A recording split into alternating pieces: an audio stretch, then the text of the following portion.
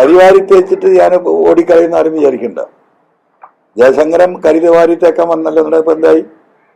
നന്നായി അദ്ദേഹം അല്ലേ? അപ്പൊ അത്രേ ഉള്ളൂ. നിങ്ങൾ ഈ MLA എന്ന 3 അക്ഷരത്തില് തളച്ചിട്ടുള്ള ഒരുപാട് മനുഷ്യരിവിടെ ഉണ്ട്.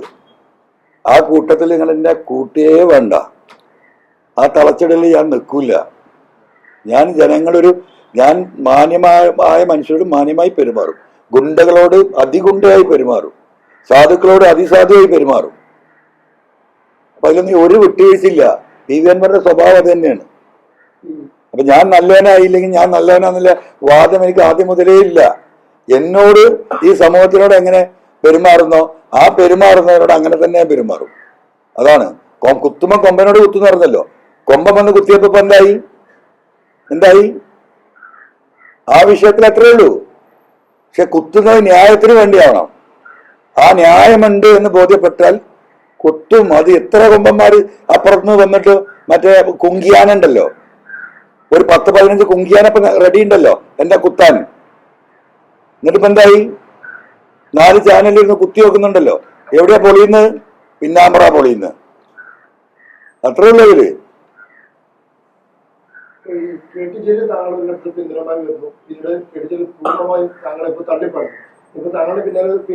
താങ്കൾ പിന്തുണയ്ക്കുന്ന ഒരു കണ്ണൂരിലെ പ്രബലനായ നേതാവുണ്ട് എന്ന് പറയുന്നു. താങ്കൾ ഇങ്ങനെ പറയുമ്പോൾ നാളെ അവരെയും പാർട്ടി ഡീല് ചെയ്യില്ല. ജലീലിൽ നിന്ന് പിന്തുണ പിൻവലിച്ചിട്ടില്ലല്ലോ. ജലീൽ ഏത് കാര്യത്തിലാണ് ഫേസ്ബുക്ക് പോസ്റ്റ് ഇട്ടത്? ADGP അജിത് കുമാറും സുജിത്നാവുമായി ബന്ധപ്പെട്ട വിഷയങ്ങളിൽ PV അൻവർ പറയുന്നതിനോടൊപ്പമാണ് ഞാൻ. ഇപ്പോഴും അദ്ദേഹം പറഞ്ഞു.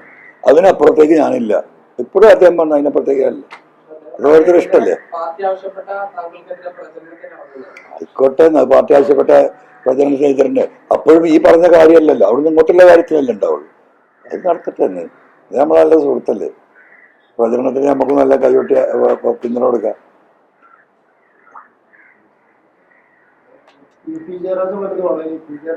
എന്തിനാണ് നിങ്ങൾ ആകെ കണ്ണൂരിൽ ജയരാജന്മാര് മാത്രം? ആ സാധുക്കൾ എവിടെ ഇരുന്നോട്ടെ.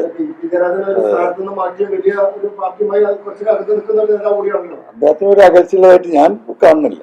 അദ്ദേഹം സജീവ രാഷ്ട്രീയത്തിൽ കണ്ണൂരുണ്ടല്ലോ. EP അല്ലേ? അതൊക്കൊന്നും ഒരു കുഴപ്പമില്ല. അവർക്കൊക്കെ രാഷ്ട്രീയത്തിന് എങ്ങനെ മാറിക്കാൻ പറ്റുക?